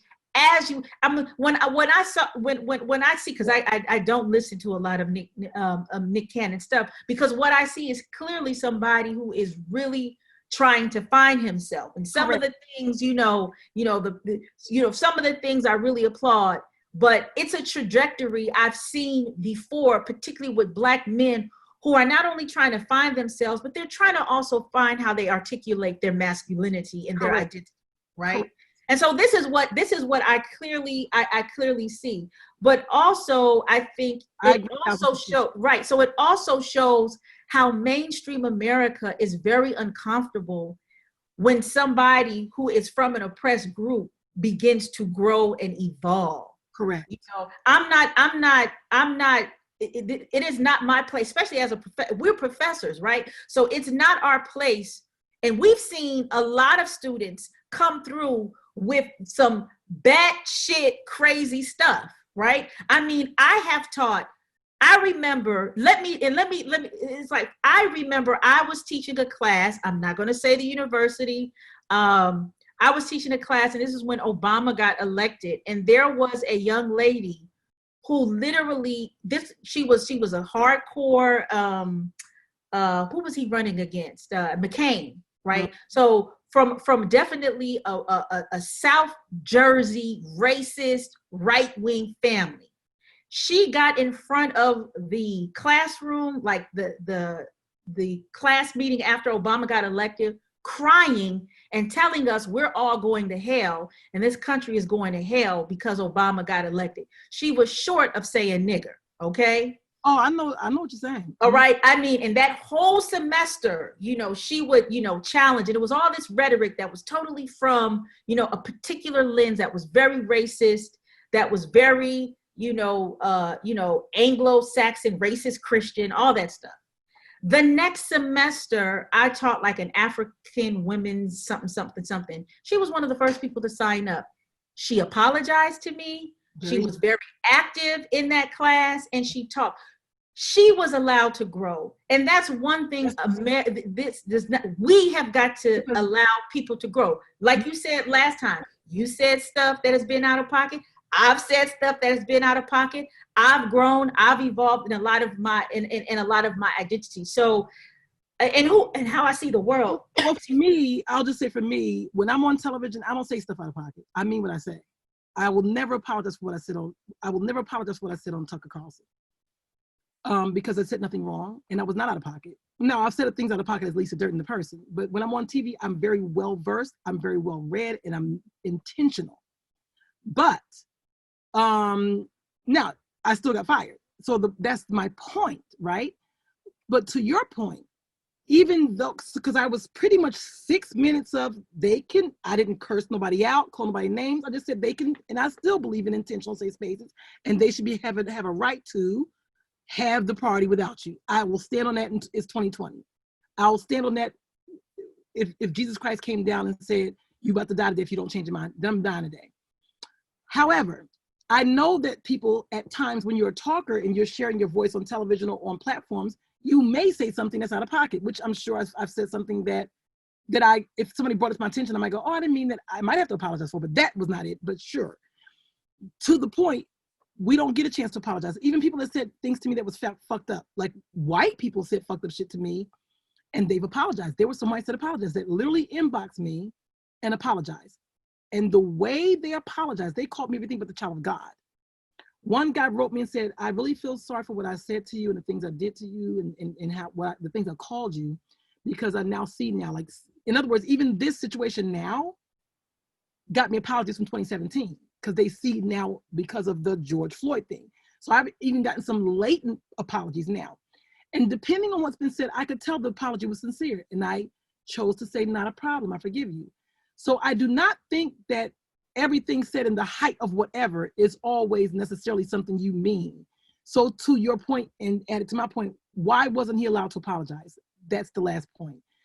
Give the man a chance to apologize. You don't have to accept the apology, but let him apologize and see where it takes it. I've seen his long apology and it seems sincere. It's been a couple of iterations between when it first happened and today. He did a longer one now. And I do think he said I'm embarrassed, I'm ashamed. And I do think he thought about himself. So so that goes back to Black people can't even make a mistake. We don't get a reciprocity. All those Black folks in blackface get to apologize. The Black guy that called those Black women on the basketball team nappy-headed hoes, got to apologize, and in 5 seconds, he did get fired for 2 minutes from CBS radio, but in 5 seconds, he got a bigger job making bigger millions. So we can't even afford to recover from mistakes. And that's the problem. Right, and everything you said, I 100% agree, because I can say that I have said stuff and people have brought it to my attention later and said, "Look," and I'm, and sometimes, not most of the time, but sometimes I'm like, "You know what? I thought about that. You know what? My bad. Well, let me explain to you what my process was, but I understand what you're saying." And the reason, right? And so the reason why I say that is that this podcast is called Cannon's Class. It's supposed to be discourse. It's supposed to be a space of learning. And we all know that when we're in a space of learning, there's going to be, things that people are developing and evolving. So that's why, I was talking about that, right? So it's different from Lisa Durden, in my opinion, who's invited to, if we're going to talk about these topics, what are your opinions, versus we're going to have a discussion that is a simulated classroom experience, right? Correct. So, but everything it is, I agree. But they'll fire, it get fired for a whole bunch of stuff. Again, without you saying a word, they'll fire you. Don't forget, let's not forget, this is not new. It's been historically happening to us. I mean, look at Eartha Kitt, right? Eartha Kitt was invited to the ladies' luncheon by, the wife of the president, Lyndon B. Johnson. Lyndon B. Johnson, you're right. Lady Bird. And she was there to talk about the hoodlums. They used to call niggas hoodlums back in the day. She was there to talk about the hoodlums and what can we do about the hoodlums, right? Instead of her talking about the hoodlums, she denounced the Vietnam War and talked about, and she was very polite. She wasn't doing what she wasn't railing out like Lisa Durden does, my big personality. She was very poised and paced and talked about why would you be sending these young Black boys over there to Vietnam to die in a war that they didn't call. And they fucked her up so bad till she had to go to Europe to work. She couldn't find work here. They called her a communist. They destroyed the girl. The Lady Bird cried. There was a big thing, was in the paper. No Black person came to her rescue. No Black people at the time. No no Panthers, no black men who were on the front lines. Martin Luther King was living at the time, and all that. She had to go. She had to leave this country to have to feed herself. She cried real bad for 10 years, and when it took that long to cool down, she was destroyed just by saying, why would you kill these young black boys? The issue was not what she said about the black boys, the nerve of you to question the war. You're gonna go, the war is bad. No matter how much she was supposed to kill the black boys, they were stuck on the fact that she was denouncing the war. There you go. So fast forward, nothing's changed, right? So Colin Kaepernick gets fired for saying not a word. There we go. So, and I think, and let me just say this really quickly, and I think this goes with somebody like Eartha Kitt, because there's some similarities, in my opinion, with Nick Cannon. Eartha Kitt for a long time was considered a safe Negro. You know, she was a crossover person, right? Just like a Sammy Davis, you know. Exactly, like a Sammy Davis Jr. But she was considered safe. So I think the vitriol or the response is even harder when you have this person who mainstream white America is like, oh, this person is safe, they're good. And they're like surprised. He jumped ship on the safe thing a few years ago, because even when he put "I Can't Breathe" that video on my thing, he's been jumping ship for a while. That's why he got fired from the other show when he did the stand-up comedy and talked about NBC in his own stand-up. He jumped that good guy ship a while back. Now, and he's been doing the turban thing. It's been a couple of years, so no, I don't think that's it. I think if this would have been like in his early Nickelodeon year, I just think it's the climate. It's just black people are going to face that. But here's what's interesting. That's a little bit different now than it was when Eartha Kitt was here. We have some power in the social media. Already, Puffy said, bring your ass over here to Revolt TV and let's do the damn thing. So he won't be able to call it Wild and Out, but he can do something like a Wild and Out. So Puffy already reached out and made it very clear, you got a home here, I back you on that. Come over here. He already found another distributor. Also, Dwayne Wade came out early on and said, I got you, brother, still speak truth. But then he got dragged and he dialed back and said, oh, I spoke too soon. I don't support hate. So then that was happening. But Puffy stands. So I even said online, before I saw the whole show, I said, he's not really fired. Even though I found out that wasn't his job, he's never fired. He owns himself. So that's the difference between him and Eartha Kitt. That's the difference between me and him. That's the difference between why I had to correct you last week, how I've been saying that. When you said Colin Kaepernick don't have a job, he does have a brand. So people like that don't lose their job. They lost that particular opportunity, but they don't lose a job. I had a job at Essex County College. But I get the point of the verbal jousting. I'm just talking about job as an actual job. They're not losing anything. They have more, so they can do more. Eartha Kitt lost her career. That was a different thing than today, especially with these two men. He's lost nothing but maybe a little, he's embarrassed, but he's never he can feed a small island for the rest of their lives. This man's worth hundreds of millions of dollars. So he didn't lose a job per se. Technically, yes, because he didn't own the show, but he didn't really lose a job. But yes, he lost a job. I get the point. Now I must say that on this, you did say Colin Kaepernick got fired earlier, but we're gonna move on. We're gonna move on. No. Yeah, he got fired. He don't got a job. No, when people say until you give him his job back, he's a brand. But no, he got fired. And he did. When he just scored this deal with Disney or something like that. And when he did it, I said, hey, you know what? Lisa was right. Lisa was 1,000,000% right. Yeah. So, but I'm still not ignoring the fact that he did get fired from the football team. That is true. But he didn't lose a job per se. But yeah, I get the point. I'm just trying. No, you're right. No, I'm bringing context to what is needed right now. We don't need to worry about the job. Is what I'm trying to say. But for them. Correct. That's a good point. No, that's definitely a good point.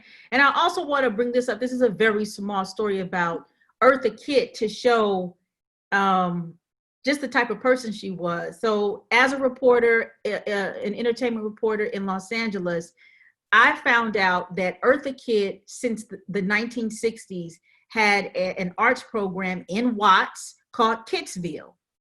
And it was, I don't know what it was at its height, but at the time it has dismantled since she passed on.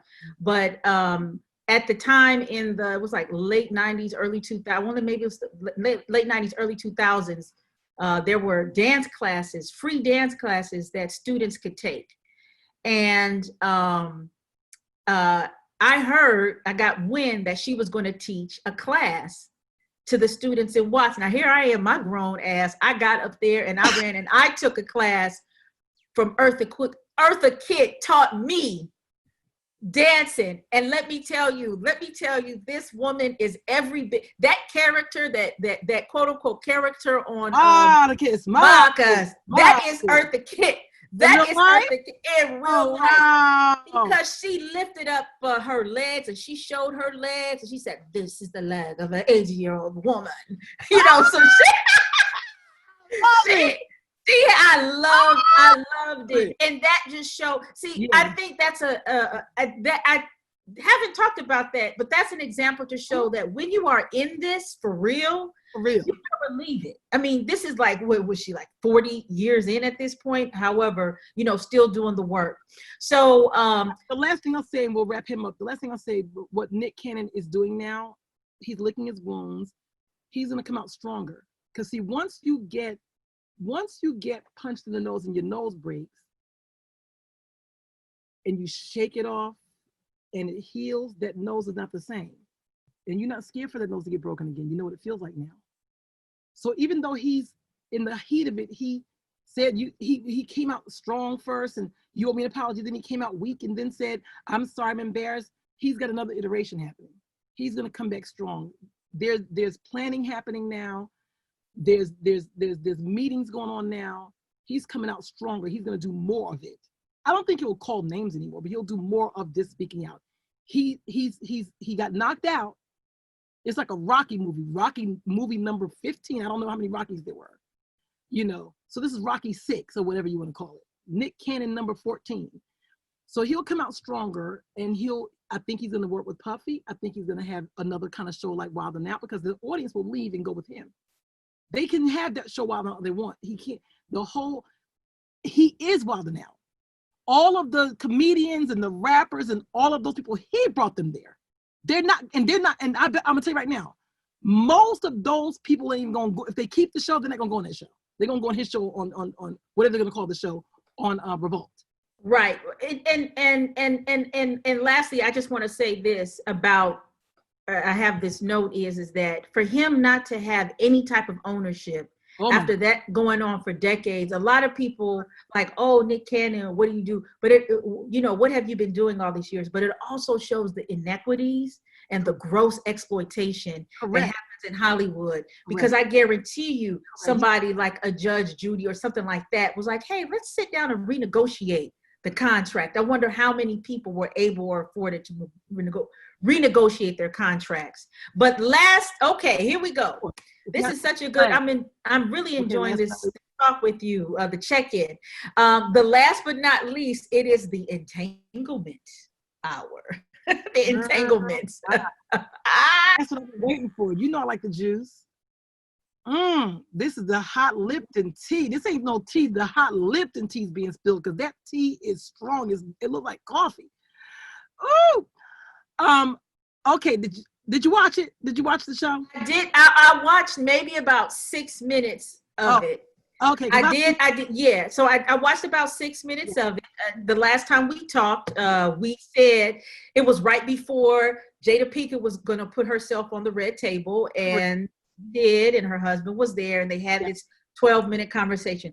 I saw 6 minutes of it. Lisa, take it away. I'm gonna let you go ahead. First thing is, I watch Red Table Talk. So first of all, when I saw that it was 12 minutes, I'm like, y'all ain't really about to talk, because your Red Table Talk, and I done checked several of them. Sometimes they're 45 minutes, sometimes they're 25 minutes, sometimes they're 38 minutes. They're never under 25 minutes. All your Red Table Talks are half an hour to 45 minutes, depending on what the subject is and who's on there. So the fact that it was 12 minutes told me you full of shit. So I just knew what I was about to watch. Frigidity. Is that a word? Frigidity. You're frigid. Yes. Frigidity. So got there and boom. So you could tell it was uncomfortable and it was tight. Now, mind you, Red Table Talk is not live. So I'm aware of production. You have pre-production, production, post-production. There was nothing on that show that you did not want to go out. You had final cut on whatever went out. Both parties agreed. So there's nobody that's, people are like, oh, well, look, no. Will was fine because he chose to let that go out to the public. The 12 minutes he chose to let go out. So there was no victim in this whole situation on either end. So that's just the bottom line. But I'm watching just to see, what are you going to say? She did not come out and directly say, yes, I had a sexual relationship with August Alsina. Here's what happened. That's what I need you to tell the end and then give me the backstory. All that hum and a hum and a hum and a hum and a hum and mm-hmm. Well, see what happened was, so she went with this whole, like, what was that word again? Entanglement. So then she had an entanglement. You know, you said, what was it? He said entanglement. Well, what's that? You mean a relationship? Well, yeah, I had a relationship. He said, well, then say that then. So like Will was literally like pushing to say relate, you know. So she never did in the 12 minutes say sexual relationship. So she wants us to deduce that that's what that meant. So that's the bottom line. But what was interesting is, now I don't feel no sorrow for this Alsina nor Will Smith. I don't know what's for real. Were you broken up for real? Was it y'all did threesomes and then you went back? Because I've known people that do threesomes and two of y'all step off away from the other people. I've seen that many times. So was it a threesome between you, Will, and Alsina? Because he lived with y'all and traveled on vacations. That was deduced from the Angela Yee interview before this, which is Alsina, the long 1 hour Angela Yee interview. I watched the whole interview. I'm very well prepared. So I deduced that you lived with them for a time, because he said, I love the family, we traveled together. So I deduced you lived there. So what was that about? You met them through the son, y'all were friends, lovers, friends. I don't know what that was about, but friends. And then what bugged me out was not the relationship, the entanglement, which was how you told about it. We began as friends and I was trying to heal him. You don't have no MSW behind your name. You don't have no DR behind your name. You don't have no PhD behind your name. Heal him how? Who are you, girl? You need healing. That's why you have the red table talk. You can't heal nobody, girl. So my perception now, this is my perception, was she was trying to, in essence, say, well, I helped you out. Why are you mad? But you dangled carrots, right? You can't play with some people's emotions. Should he have looked at you as a jump off and bounced on that back and step? That's what it was about? Yes. But even if I'm a single woman, I can do what I want to do. But when I can tell a man is not really my man, and you want to offer me stuff, I tell you no. Now, Patrick, we dated a long time. If he offers me stuff, I said yes, because I knew him a lot. But if I went out a few dates with you and I'm just fucking you, and you say, girl, you hurt and I can give you some money for your mortgage, I'm like, nah, I'm good. Because see, even though you offered and I took it, if I broke up with you 2 days later, is this nigga gonna go crazy? I don't know. I don't want to play with your emotions. So I think that what happened was all that bosom and nurturing and I'm caring for you was mothering, because she's 20 years older. He was 20 when she was 20, 21, she was 41, around there, give or take, was giving him what he didn't have. The punani, and you're like the mama, and I'm sure they were hooking him up in the music business. You know, they knew the right people, and he was becoming very used to the family situation, and he was in there. He liked them. He loved them because he didn't have a good family. His mother was a crackhead. His father was a crackhead. He didn't have a good family. So this was something he began to love beyond just the punani. So that's the only part I wish he didn't do. The other stuff I don't care about. Y'all screwing, I don't care what you're doing. That did rhyme. Y'all screwing, I don't care what you're doing. But that part, playing with people's minds, is a problem, particularly when you knew he was an addict. And you knew he was an addict because he was on your show another time talking about his addiction. Another Red Table Talk sometime before that, a year ago or so. So that part I didn't like. So my thinking is, she thought when it was all over, she finished playing with him, he's gonna leave out better than when he came in. Maybe on paper, yeah, he has a bigger career, more opportunities, he's inside, he was on red carpets, and you felt like no harm, no foul, but he didn't leave emotionally stronger. See, emotions are more important than things. So that's the only thing I wish she didn't do, because I'm not going to sit there and bash Jada, because I'm not going to bash this female. He's a grown-ass man. He's from the streets. He done had chicks on strings and men. I don't know what he's into. And you did you all your life, and you were not some frigid brother. You sold drugs on the street. You are a man from the street. You know what this is. But that one small part, I wish she would have just kept a particular distance with the dick. You need distance with the dick. Distance with the dead. Hashtag. He was you know how they say side chick? He was a side dick. Hashtag side dick. So don't let him come on vacations with y'all. Don't let him get coochie crunch with y'all. Don't let him, be in the family. Just no. You know what I'm saying? Like, haven't you dated where if you're not my man, you don't get certain things? Haven't you been that way? Is it just me? If you're not my man, explain that. If you're not my man, you don't get certain things. If you're not my man, I'm not giving you a blowjob. Oh, okay. Yeah. I got you. Yeah, you're not my man. You're not meeting my parents. Yeah, that's a classic of why buy the cow when the milk is for free type of thing. If you're not my man, you're not coming to you're not getting an invitation to Thanksgiving dinner. Right. Okay. Yes.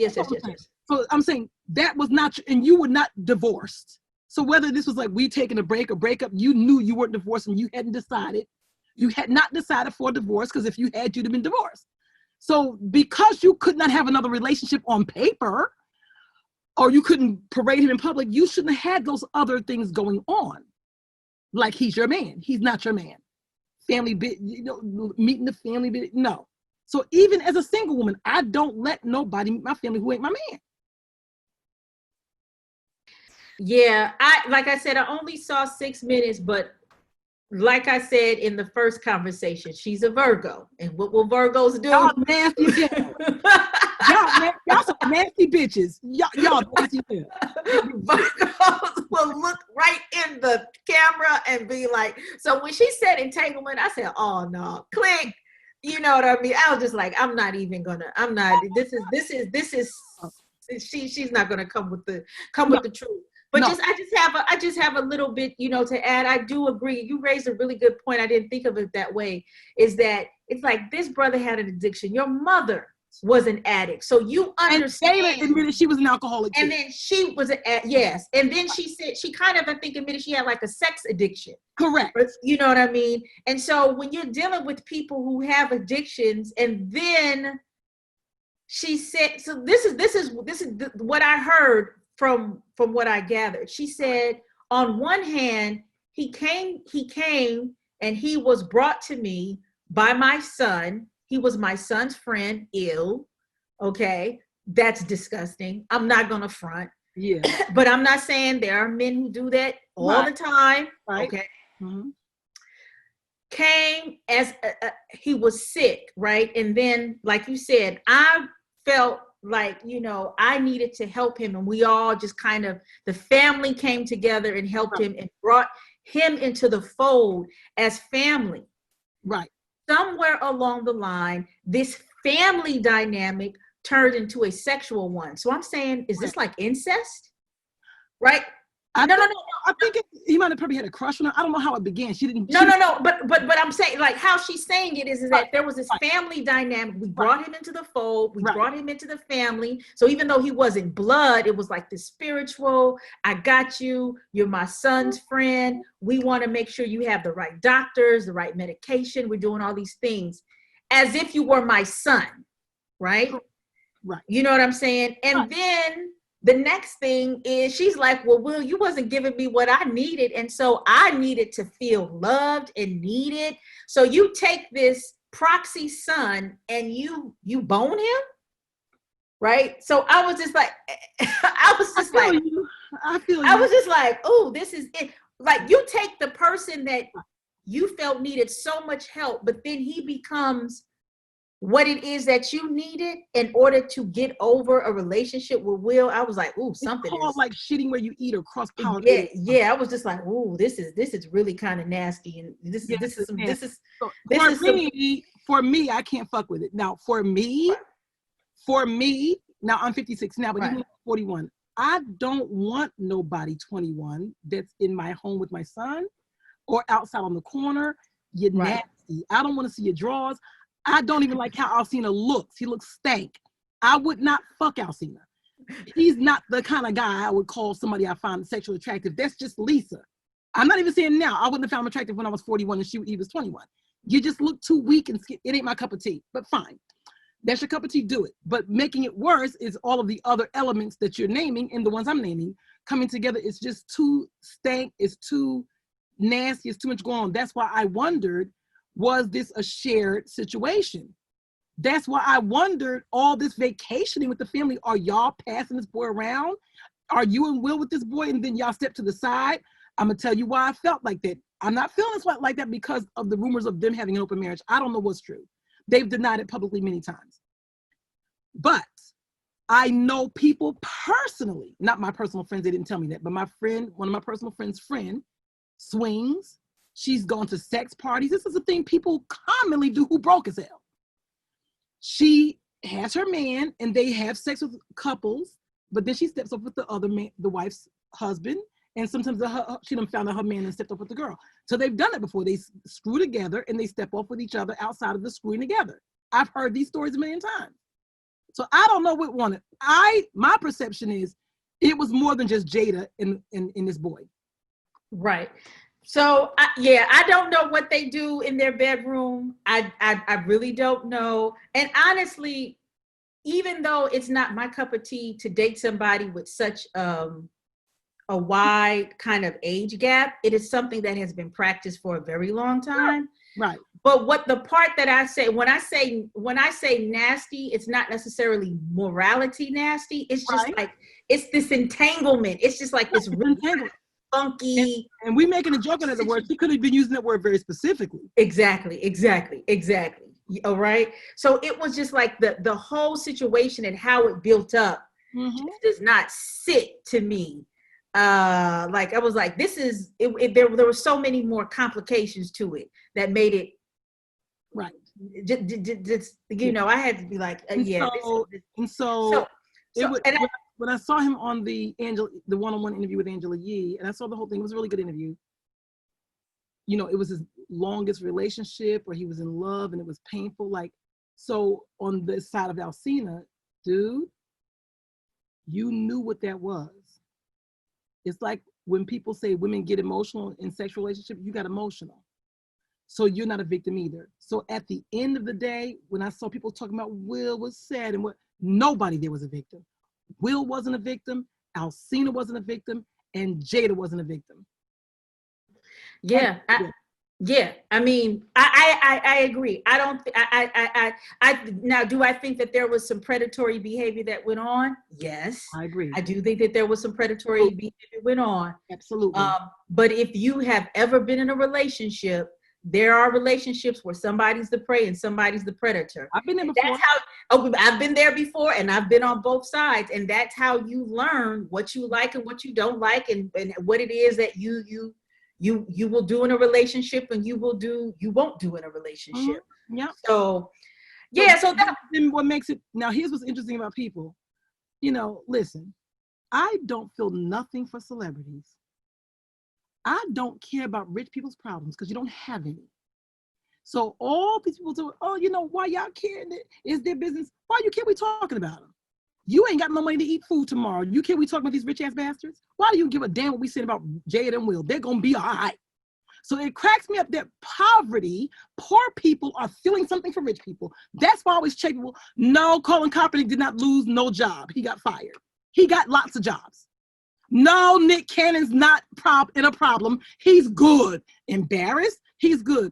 Come to me with something like a person can't eat no food or they lost their home and they're poor. Then I'm gonna have some sympathy and empathy for you.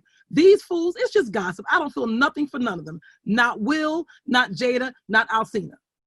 This is totally the key part about it. And then I heard, people were like, oh, Jada and Will are couples goals.